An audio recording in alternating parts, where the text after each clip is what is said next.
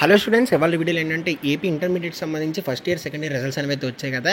అయితే ఆ రిజల్ట్స్కి సంబంధించి రీకౌంటింగ్ రీవెరిఫికేషన్ డేట్స్ అనేది రావడం జరిగింది. సో అసలు రీకౌంటింగ్ రీవెరిఫికేషన్ అంటే ఏంటి, సో ఎవరు అప్లై చేయాలి, ఎవరు అప్లై చేస్తే మంచి మార్క్స్ అనేది అయితే గెయిన్ చేయొచ్చు, సో మొత్తం డీటెయిల్స్ అయితే క్లారిటీగా చెప్తాను. సో ఇప్పటికొచ్చి ఇంకెవరైనా మన ఛానల్ సబ్స్క్రైబ్ చేసి ఉండకపోతే వెంటనే సబ్స్క్రైబ్ అయితే చేసుకోండి. ఇలాంటి వీడియోస్ అనేవి అయితే డైలీగా వస్తూ ఉంటాయి. సో ఖచ్చితంగా లైక్ అయితే చేయండి. ఒక 200 లైక్స్ అయితే టార్గెట్ ఇస్తున్నా.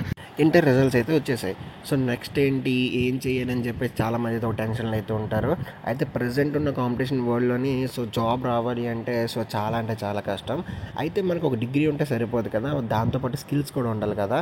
మరి ఆ స్కిల్స్ ఫోర్త్ ఇయర్లో కాకుండా ఫస్ట్ ఇయర్ నుంచే నేర్చుకోవాలని ఉందా. అందుకని చెప్పేసి మీకు ఏంటంటే ఒక కాలేజ్ అయితే తీసుకొచ్చాను. అదేంటంటే next wave institute of advanced technologies. So ఇందులో మనకి డిగ్రీతో పాటు స్కిల్స్ కూడా నేర్పిస్తారు అనమాట. సో మీరు ఫస్ట్ ఇయర్ నుంచి అమెజాన్, నెట్ఫ్లిక్స్ అండ్ అంతేకాకుండా ప్రైమ్ ఇలాంటి యాప్స్ని అయితే బిల్డ్ చేయొచ్చు. సో మీకు ఏంటంటే ఇక్కడ ఏంటంటే సిఎస్సి విత్ ఏఎంఎల్ స్పెషలైజేషన్ అయితే ఉంటుంది. సో ఇంకా ఈ ఎన్ఐటి గురించి తెలుసుకోవాలనుకుంటే సో కింద ఫామ్ లింక్ డిస్క్రిప్షన్లో ఇస్తాను, అంతేకాకుండా కామెంట్ బాక్స్లో పిన్ చేస్తాను, ఒకసారి అయితే వెళ్ళి చెక్ చేయండి. సో ఇంకా టాపిక్లో వచ్చేస్తే సో రీకౌంటింగ్ రీవెరిఫికేషన్. సో చాలామందికి తెలియదు కాబట్టి మళ్ళీ చెప్తున్నాను.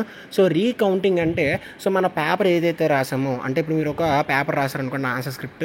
సో ఆన్సర్ స్క్రిప్ట్లోని సో మీకు ప్రతి దానికి మార్క్స్ అనేవి అయితే వేశారు. వేసి లాస్ట్లో కౌంటింగ్ అనేది అయితే సరిగ్గా చేయలేదు అనుకోండి, అంటే సో మీకు టోటల్ ఓవరాల్గా 58 మార్క్స్ వస్తే సో 38 మార్క్స్ వేసి సో మిమ్మల్ని ఫెయిల్ చేయడం కానీ, లేదంటే 28 మార్క్స్ వేసి మీకు ఫెయిల్ చేయడం కానీ ఇలాంటివి ఏం జరిగాయి అనుకోండి. సో లేదంటే మీరు అనుకున్న దానికన్నా తక్కువ మార్క్స్ వచ్చాయి అనుకోండి, సో మీరు రీకౌంటింగ్ అయితే పెట్టచ్చు.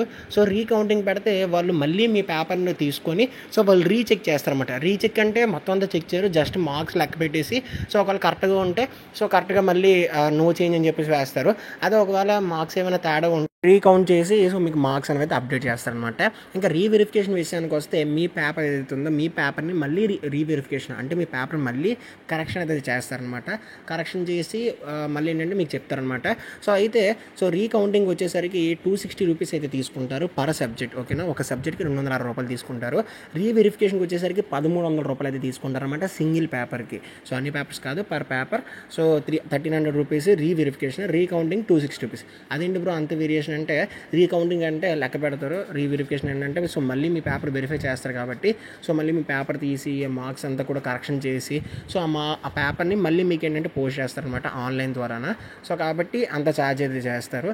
సో ఎవరికైతే తక్కువ మార్క్స్ వచ్చాయని చెప్పేసి, అంటే మీరు రాసిన దానికంటే చాలా తక్కువ మార్క్స్ వచ్చాయి, లేదు అంటే సో నేను అసలు పాస్ అవ్వలేదు, నేను మంచి మార్క్స్కే రాశాను, నేను పాస్ అవుతాను అని అనుకున్న వాళ్ళు మాత్రమే సో అప్లై చేయండి.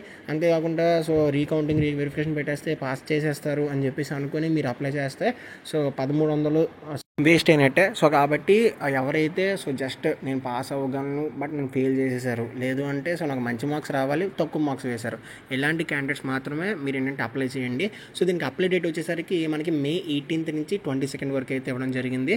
సో మీరు May 18th నుంచి 22nd లోపు మీరు ఎప్పుడైనా సరే అప్లై చేయొచ్చు.